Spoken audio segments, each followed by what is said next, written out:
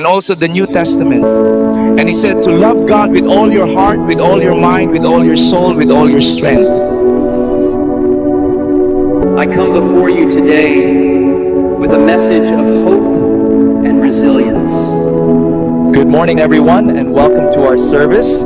Today, we'll be reflecting on the importance of community and faith in our daily lives. And let's all give thanks for the blessings we have received this past year and pray for continued guidance and strength in the year to come.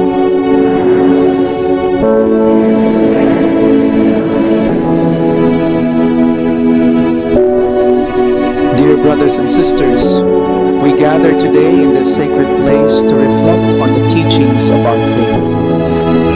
Ipagbunyi po natin ang ating butihing Panginoon. Palakpakan natin. A reading from the Holy Gospel according to Luke. We will now have the reading of the Gospel according to St. Luke. We should always remember the past and look forward to the future with the Lord by our side. Good morning, everyone, and welcome to our Easter celebration. We're so glad you could join us today. Give thanks with a grateful heart. Give thanks to the Holy One. Give thanks because He's given Jesus Christ, His Son. In the name of the Father, and of the Son, and of the Holy Spirit. Amen. And He will embrace all our weaknesses, our sins, and our shortcomings. May the peace of the Lord be with you always. A passage of sacred scripture to prepare our hearts and minds for worship.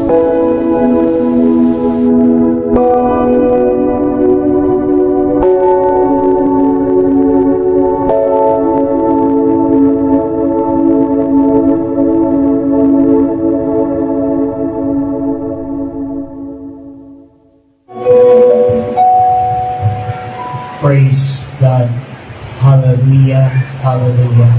Sa ngalan ng Ama, ng Anak, at ng Espiritu Santo. Amen. Banal na Diyos, dakilang makapangyarihang Ama, Diyos na milikha ng langit at lupa, ng lahat ng bagay na aming nakikita at di nakikita. Ikaw ang Diyos ni Abraham, Isaac at Jacob. Sa oras na ito, patuloy ka namin pinupuri, niluluwalhati, nadakilag sa samba sa Espiritu at katotohanan.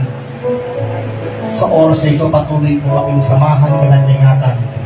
Lalo tigit, sa kahapon pa lamang ay nag-umpisa sa panahon ng Kwaresma, ang 40 araw na paglalakbay sa pinagdaanan ng iyong anak na si Jesus. Patuloy mo kaming samahan ka ng ingatan sa oras na ito. Iran kayo mapagpatagimalang kamay. Kabuti ng lahat ng aming pangangailangan. Inyong pagalingin ang lahat ng may sakit karamdaman sa ngalan ni Jesus. Yaong mga nanghihina at bibigatan inyong pag-aari palakasin sa ngalan ni Kristo Jesus. At ang lahat ng kahiling may tataas inyong pong pagkaloob at tugunin sa pangalan ng aming Panginoon. Pagpalain mo po higit sa lahat ang mabuting balita na ating ihahatid o Diyos, upang ito magbigay sa amin ng liwanag sa lahat ng makikinig at makakarinig ng iyong mensahe na pahayagan, na siyang maging daluyan ng iyong mga tanda, himala, kababalaghan, kapangyarihan at walang tigil na biyaya at papala. Ito po ang aming samot dalangin sa ngalan ng Ama, ng Anak at ng Espiritu Santo. Amen. Amen. Palakpakan natin si Yahweh El Shaddai. Actually, sa loob ng simbahan, bawal talaga magpalakpak. Pero dito, pwede tayong magpalakpak. No? Kahit panahon ng Kwaresma. Sa simbahan, pag panahon ng Kwaresma, wala mo ng palakpak pagkatapos ng Holy Mass. Amen. Either Sunday Mass, anticipated Mass, or kahit mga misa na pag Monday to Saturday na pang umaga at gabi. Amen? Anyways, ating pong tunghayan ang mabuting balita na siyang pagsasalusaluhan natin ngayong oras na ito. Hahanguin natin sa Ebanghelyo ayon kay San Mateo, Kabanatang 4, simula unang talata hanggang 11. Matthew chapter 4, verses 1 to 11. Matthew chapter 4, verses 1 to 11. Then Jesus was led by the Spirit into the desert to be tempted by the devil. After fasting 40 days and 40 nights, he was hungry. The tempter came to him and said, "If you are the Son of God, tell these stones to become bread." Jesus answered, "It is written, man does not live on bread alone, but on every word that comes from the mouth of God." Then the devil took him to the holy city and had him stand on the highest point of the temple. "If you are the Son of God," he said, "throw yourself down, for it is written, He will command His angels concerning you, and they will lift you up in their hands, so that you will not strike your foot against a stone." Jesus answered him, "It is also written, do not put the Lord your God to the test." Again the devil took him to a very high mountain and showed him all the kingdoms of the world and their splendor. "All these I will give you," he said, "if you will bow down and worship me." Jesus said to him, "From me, Satan, for it is written, worship the Lord your God and serve Him only." Then the devil left him, and angels came and attended him. Purihin natin ang buhay na Diyos. Pagkatapos, si Jesus ay dinala ng Espiritu sa ilang upang tuksohin ang Diablo. Doon, 40 araw at 40 gabing nag-aayuno si Jesus at siya'y nagutom. Dumating ang manunukso at sinabi sa kanya, "Kung ikaw ang anak ng Diyos, gawin mong tinapay ang mga batong ito." Ngunit sumagot si Jesus, "Nasusulat, hindi lamang sa tinapay nabubuhay ang tao, kundi sa bawat salitang namumutawi sa bibig ng Diyos." Pagkatapos nito'y dinala siya ng Diablo sa taluktok ng templo sa banal na lungsod. "Kung ikaw ang anak ng Diyos," sabi sa kanya, "magpatihulog ka, sapagkat nasusulat, ipagbibiling niya sa kanyang mga anghel na ingatan ka at aalalayan ka nila upang hindi ka matisod sa bato." Sumagot si Jesus, "Nasusulat din naman, huwag mong subukin ang Panginoon mong Diyos." Pagkatapos, dinala siya ng Diablo sa isang napakataas na bundok. Mula rooy, ipinatanaw sa kanya ang lahat ng kaharian ng sanlibutan at ang kayamanan ng mga ito. At sinabi ng Diablo, "Ibibigay ko sa iyo ang lahat ng ito kung magpapatirapa ka at sasamba sa akin."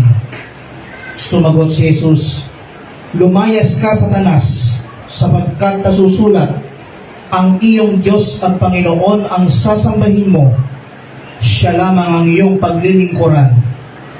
At iniwan siya ng Diablo. Dumating ang mga anghel at naglingkod sa kanya. Brothers and sisters, ito po ang mabuting balita para sa ating lahat, buhat sa Panginoon. Purihin po natin ang napakalakas ng Panginoon. Pwede na po kayong maupo sa napakagandang presensya ng Diyos. At nakakalungkot nga lang, walang webcam na naka-cover para lumabas sa monitor. Amen. And anyways, isang pinagpala at mabiyayang gabi sa inyong lahat. At pinagpalang gabi, umaga, tanghali, hapon, ang aking bati sa inyo. Saan man dako kayo nandoroon, ano man ang inyong pinagkakabalahan, sa mga oras na ito, anumang time zone sa inyong kinaroroonan, remember, may magandang bagay ang darating at naghihintay sa inyo. Purihin po natin ang malakas ang buhay ng Diyos. At dahil tayo po'y nasa ikatlong linggo, paalala lang po, magkakaroon po ng second collection para sa tatlo nating scholar na kasalukuyan nag-aaral ng second year, sapagkat sila po'y nasa second quarter ng kanilang pag-aaral sa College of Divine Wisdom. At ang inyong malilikom ay dadalhin nila lamang po sa amin. So hindi na kami ang mag-handle ng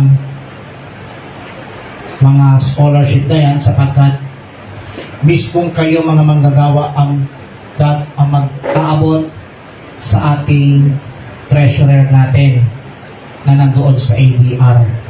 Para sa gayon,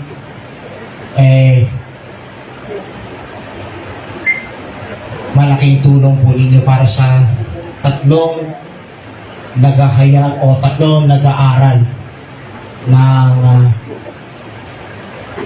scholar sa College of Divine Wisdom. Amen. At isa rin magandang araw din, no? Di ko alam kung naka-record yung webcam na yan. Ayan. At sa Facebook Live ni Sister Marife, naka-live din pala. Ayan. Ang pogi, no? Ayan. Sa mga nanonood sa video recorded, sa webcam, na naka-record via webcam, at sa Facebook Live ni Sister Marife, ngayong panahon ng Kwaresma, sama-sama po natin alalahanin ang mga pinagdaanan ng ating Panginoong Jesucristo. Purihin natin ang buhay na Diyos. And speaking of Kwaresma, ito, pwede pa rin pumalakpak, pero dahan-dahan ng palakpak. Palakpak ng malakas na dahan-dahan. Sige nga, parinig na ng palakpak sa Panginoon ng dahan-dahan ng malakas. Ayan. Yan ang palakpak Kwaresma. Amen. Now, season of Lent reminds us that spiritual victory begins with spiritual discipline. Ipinapaalala sa atin ng panahon ng Kwaresma na ang tagumpay sa spiritual ay nagsisimula sa pang-spiritual na disiplina. Amen? Kanina, habang ako'y bumabiyahe, biglang nabasa ko na naman sa messenger ko, nagpaalala na naman sa akin, ang sabi, "Good afternoon, brother. Mag-diet ka naman. Huwag mo namang damihan ang kain ng kanin." Pati ba ng pag-inom ng kape, pinagbawas pa? At pagkain ng tinapay, pinagbawas pa?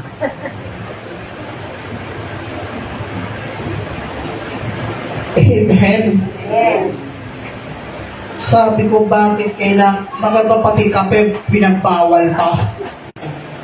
I think isa sa mga member ng family ni Sister Joy ang nag-lead ng rosary. So, praying the Holy Rosary is part of our devotion to God. Amen.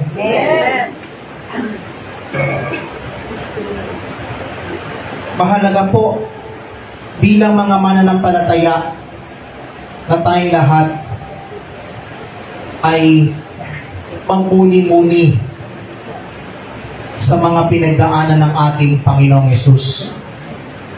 Imagine po ninyo ang ating Panginoong Yesus nag-ayuno 40 days and 40 nights. Saan? Doon sa disyerto. Para ano? Para siya ituksuhin ng diablo. And after 40 days and 40 nights ng kanyang pag-aayuno, ayun, physically and spiritually, natumbot sa ating Panginoon. Amen? Now, ito ang aking tanong na nais kong ibahagi sa inyong lahat. Paano tayo magkakaroon ng tagumpay laban sa tukso ng diablo? How can we have victory against temptation of the devil? Una sa lahat, higit sa lahat, the first step to overcome, to victory against temptation is depend on God's living word. Umasa sa buhay na salita ng Diyos. Sabihin mo sa iyong katabi, friendship. Remember this. Umasa tayo sa buhay na salita ng Diyos. Tingnan natin ang verse 3 and 4 ng Matthew chapter 4. The tempter came to him and said, "If you are the Son of God, tell these stones to become bread." Jesus answered, "It is written, man does not live on bread alone, but on every word that comes from the mouth of God." Dumating ang manunukso at sinabi sa kanya, "Kung ikaw ang anak ng Diyos, gawin mong tinapay ang mga batong ito." Ngunit sumagot si Jesus, nasusulat, hindi lamang sa tinapay nabubuhay ang tao, kundi sa bawat salitang namumutawi sa bibig ng Diyos. Imagine this, brothers and sisters. Parang gustong hamunin si Jesus ng diablo na ano? Para ipakita ang kapangyarihan na ano? Na gawing tinapay ang mga bato. Hindi ba ito batopik, ha? Alam nyo anong sabi ni Jesus? It is written, man does not live on bread alone, but on every word that comes from the mouth of God. Amen. Amen. Amen po ba? Amen. Purihin natin ang buhay na Diyos. May sinabi po si Haring David sa aklat ng awit. Psalm 119 verse 11. Ito ang sabi, "Iningatan ko ang iyong salita sa aking puso upang hindi ako magkasala laban sa iyo. I have hidden your word in my heart that I might not sin against you." Ang ibig sabihin, ingatan po natin sa ating puso ang mga salita ng Diyos. Bakit mahalaga ang salita ng Diyos? para hindi tayo magkasala laban sa Diyos. Amen? Purihin natin ang Panginoon. Now, marami sa atin, lalo na kapag tayo'y nasa spiritual hunger, mahalaga po na tayo'y bigyang halaga ang kanyang salita. Tanging salita ng Diyos ang siyang nagpapabusog sa ating espiritual na gutom. Amen.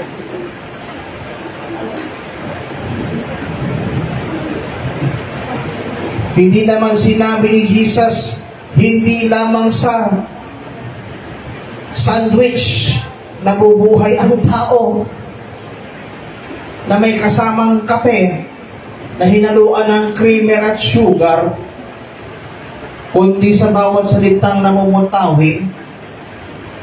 Ang sinabi ni Jesus, man does not live on bread alone, but on every word that comes from the mouth of God. Amen? So let us depend on God's living word. Second step to have victory against temptation is trust God and do not test Him. Magtiwala tayo sa Panginoong Diyos at huwag natin siyang subukin. Amen? Ano ang sabi ng Matthew chapter 4? Verse 5, verses 6 to 7. Sabi nga dito, kung ikaw ang anak ng Diyos, sabi niya, magpatihulog ka, sapagkat nasusulat, ipagbibili niya sa kanyang mga anghel na ingatan ka, at aalalayan ka nila upang hindi ka matisod sa bato.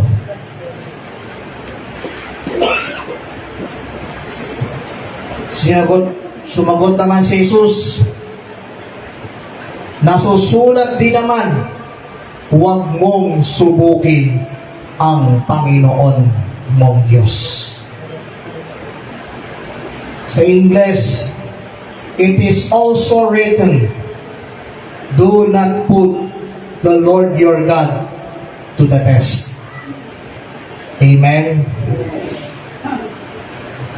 Huwag natin siyang subukan. Amen? Sa halip ay magtiwala lang tayo sa Diyos na ating pinaglilingkuran at sinasamba. Amen? Sabi nga ng Aklat ng Kawikaan, Kabanatang 3, talatang 5 at 6, ito ang sinabi, kay Yahweh ka magtiwala, buong puso at lubusan, at huwag kang mananangan sa sariling karunungan. Siya'y sangguniin mo sa lahat ng iyong balak, at kanya kang itutumpa sa lahat ng iyong lakad. Purihin si Yahweh.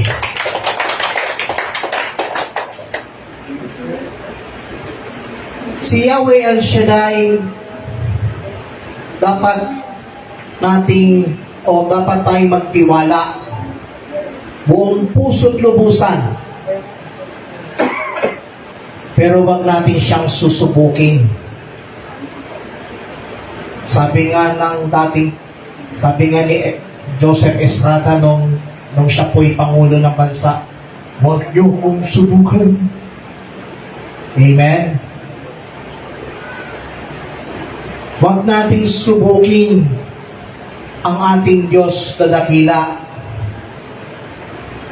Ang iba, konting pagsubok lang, sinisisi pa ang Diyos. Amen?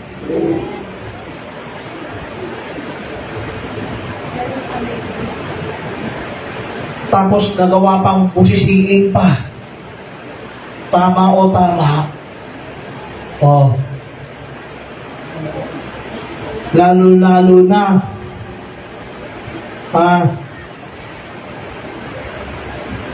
Simpleng bagay lang.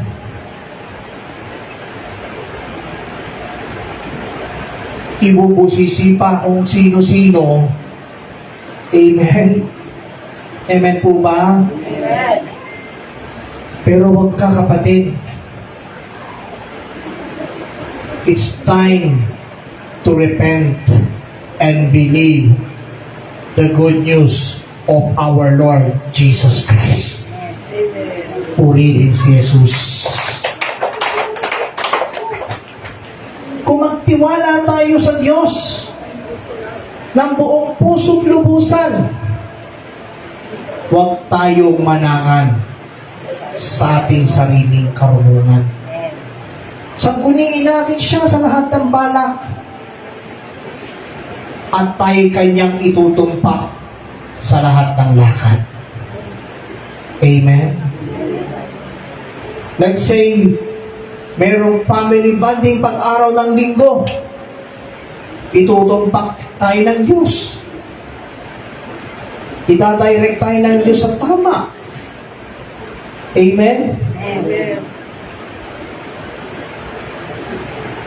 Hindi natin masisisi ang Panginoon eh. Bakit ka mo? Sapagkat sa Kanya tayo nagtitiwala. Sa Kanya tayo nagtitiwala. Sa Kanya tayo nagtitiwala. Amen?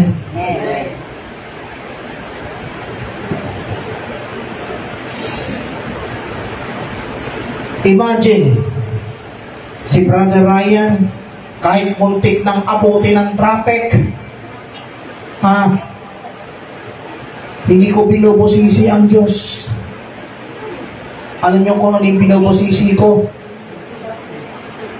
Yung sandamakmak na truck na siyang nagkokos ng traffic. Amen? Kaya ganun, mabuti na lang, hindi pag dumidilim ang paligid, makarating ako ng malwalhati dito sa dakong ito. Purihin natin ang buhay na Diyos. Amen? Amen. Now we go to the third step. The third step to have victory against temptation is only God can worship and serve. Tanging Diyos at Panginoon ang dapat nating sambahin at ating paglingkuran. Amen? Worship God and serve Him alone. Worship and serve God alone. Ang Diyos lamang ang dapat nating sambahin at paglingkuran o paglilingkuran. Where am I found it? Tingnan natin ang Matthew chapter 4 verses 8 to 10. Anong sabi? O tingnan natin sa verse 9 at 10. At sinabi ng Diablo, ibibigay ko sa iyo ang lahat ng ito kung magpapatira pa ka at sasamba sa akin. Sumagot si Jesus, lumayas ka, Satanas, sapagkat nasusulat, ang iyong Diyos at Panginoon ang sasambahin mo, siya lamang ang iyong paglilingkuran.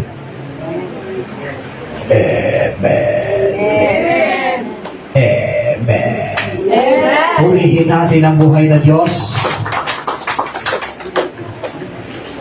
Wala kang dapat sambahin at paglilingkuran, kundi ang Diyos at Panginoon natin. Amen. Wala nang iba. Wala nang ibang dapat sasambahin at paglilingkuran. Para makalaya ka o para magtagumpay ka laban sa tukso, panghawakan mo ang James chapter 4 verse 7. Anong sabi? Pasakop ka sa Diyos. Labanan mo ang diablo at kanya kang lalayuan. Salamat sa ilang umemen. Purihin natin ang buhay ng Diyos.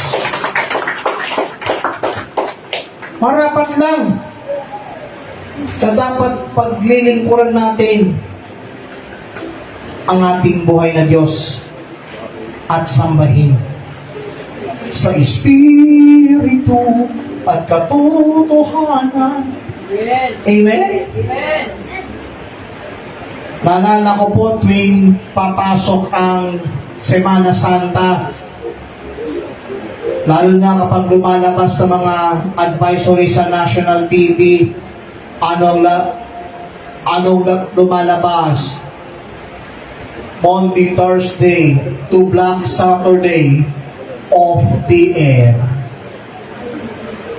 Ay, ano ba yan?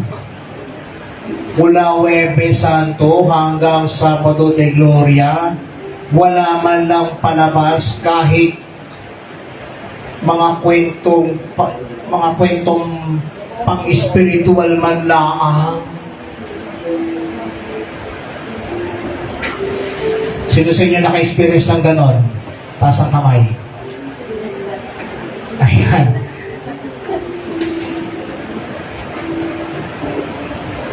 Karamihan sa mga TV networks, pag pumapasok ang Paschal Triduum,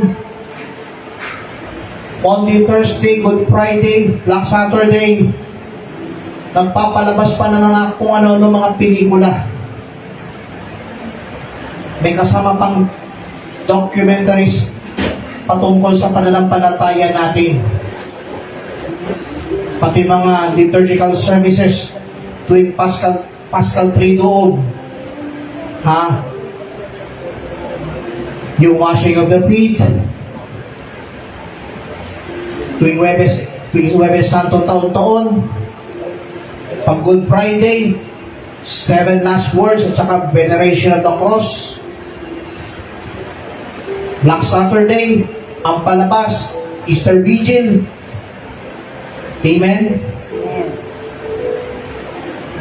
Lahat po yan mahalaga sa ating buhay pananampalataya. Amen? Even the non-Christians, particular, yung mga grupong Bible-based Full Gospel Christian Church, kung saan mayroong sariling television network, may mga sariling Holy Week specials din. Amen? Even yung Catholic free-to-air television sa Cebu, na ngayon nasa cable at IPTV, nagpe-prepare din. Amen? Bakit mahalaga ang paghahanda sa buhay at pasakit ni Kristo at muling pagkabuhay? Para kahit sa pamamaraan ng medium, sa pamamaraan ng social media, sa paraan ng podcast, meron tayong ganon. At yan ang hindi dapat mawala sa ating panlasa. Tanungin niyo kung nawalakas, bakit kamo? Sapagkat mahalaga na mabigyang pansin kahit sa pamamagitan ng broadcast media at digital media, ang buhay at kaligtasang alok sa atin ng ating Panginoong Jesus. Amen? Yung palakpak ninyo, mukhang parang upos na kandila.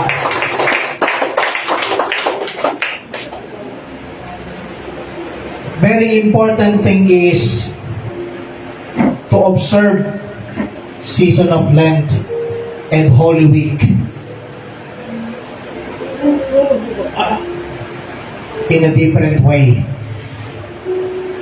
TV, radio, social media, even webcast and podcast. Ang mahalaga, ibahagi sa atin ang mensahe at kapangyarihan ng krus ni Jesus at ng kanyang muling pagkabuhay.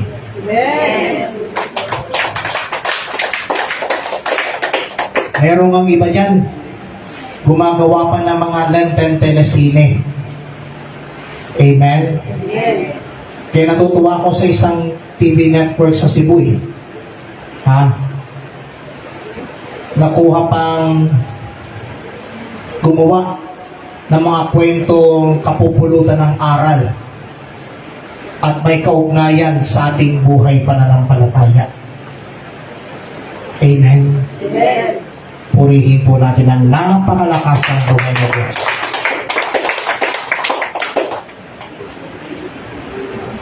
At bilang pangwakas ng ating pagninilay, what are you waiting for? Tayo na kayo. Amen? Posibleng ang tagumpay laban sa tukso sa pamagitan ng salita ng Diyos, pagtitiwala at tunay na pagsamba kapag nilabanan natin ang kaaway sa pagsunod sa ating Diyos. Darating sa atin ang tagumpay. Sapagkat sabi ng Matthew chapter 4 verse 11, ang sabi dito, at iniwan siya ng dyablo, dumating ang mga anghel at naglingkod sa kanya. Amen? Sa oras na ito, inanyamog po kayo na itaas ang inyong kamay. Ikita ang inyong mga mata at bilang simpleng panalangin ating ideklara sa ating buhay na Diyos, you have won the victor's crown.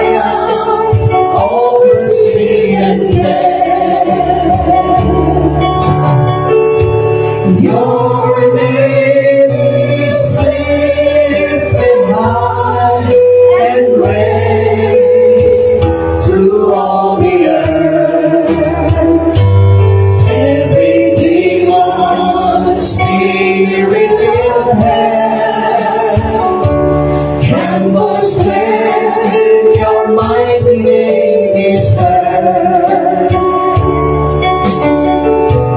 And we, your church, enforce the victory in the world. All the glory of your name, the splendor of your name. None can compare with the power of your name.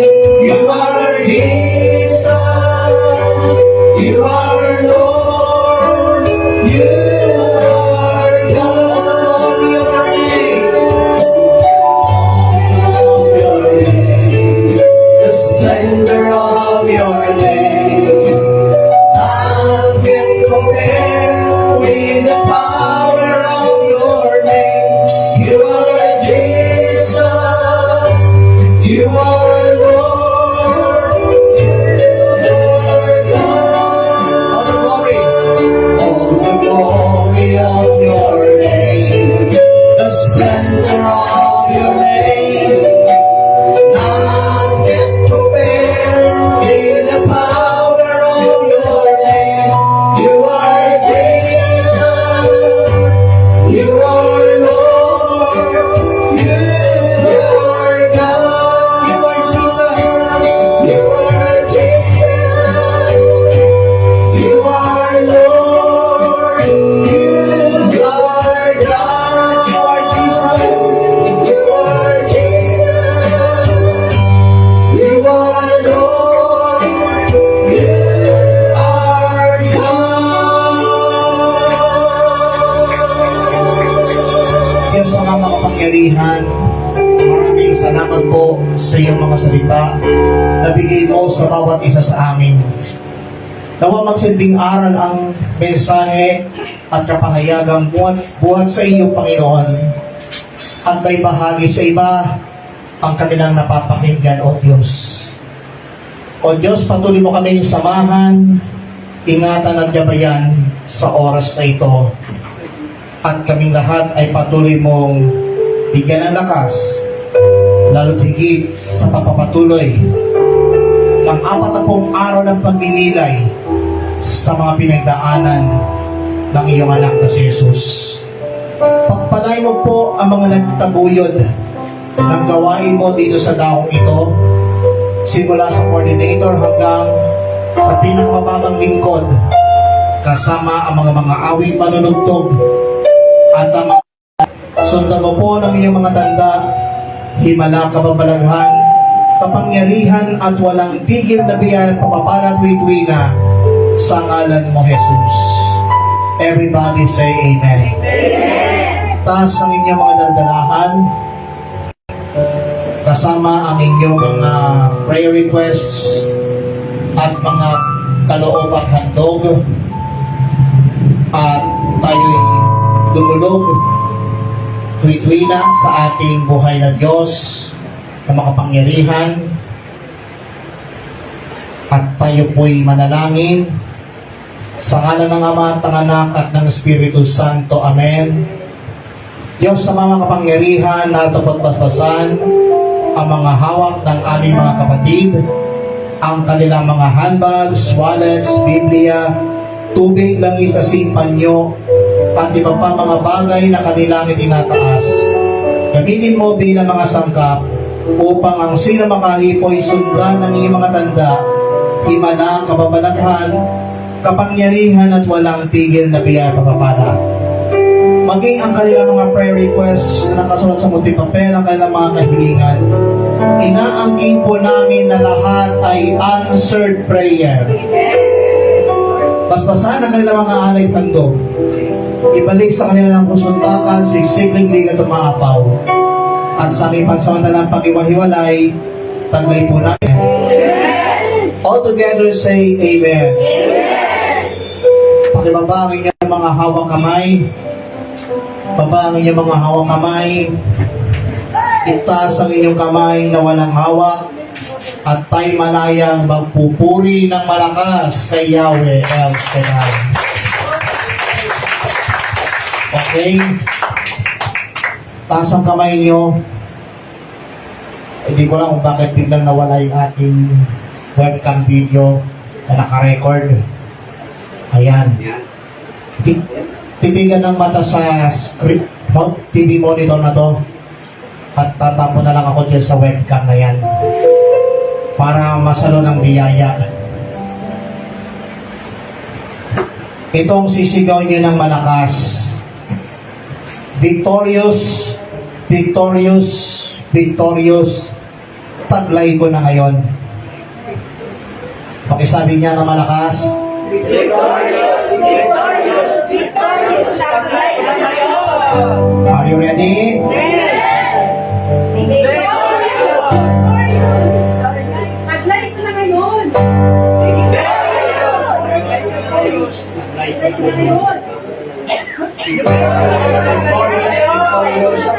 ko na ngayon. May the Lord God bless us all now and forever. In the name of the Father, the Son, the Holy Spirit. Everybody say amen. God bless everybody.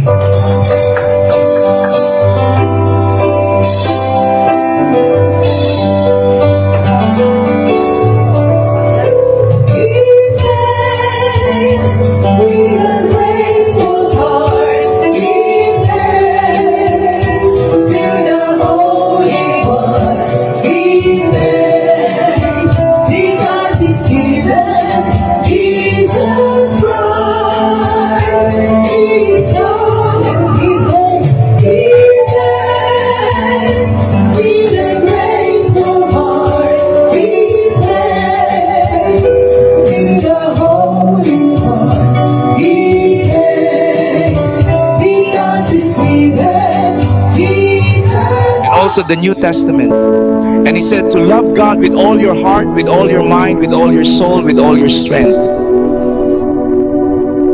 I come before you today with a message of hope and resilience. Good morning, everyone, and welcome to our service. Today, we'll be reflecting on the importance of community and faith in our daily lives. And let's all give thanks for the blessings we have received this past year and pray for continued guidance and strength in the year to come.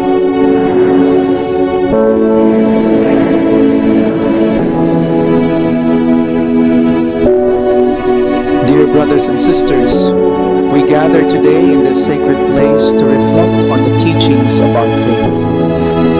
Ipagbunyi po natin ang ating butihing Panginoon. Palakpakan natin. A reading from the Holy Gospel according to Luke. We will now have the reading of the Gospel according to St. Luke. We should always remember the past and look forward to the future with the Lord by our side. Good morning, everyone, and welcome to our Easter celebration. We're so glad you could join us today. Give thanks with a grateful heart. Give thanks to the Holy One. Give thanks because He's given Jesus Christ, His Son. In the name of the Father, and of the Son, and of the Holy Spirit. Amen. And He will embrace all our weaknesses, our sins, and our shortcomings. May the peace of the Lord be with you always. A passage of sacred scripture to prepare our hearts and minds for worship.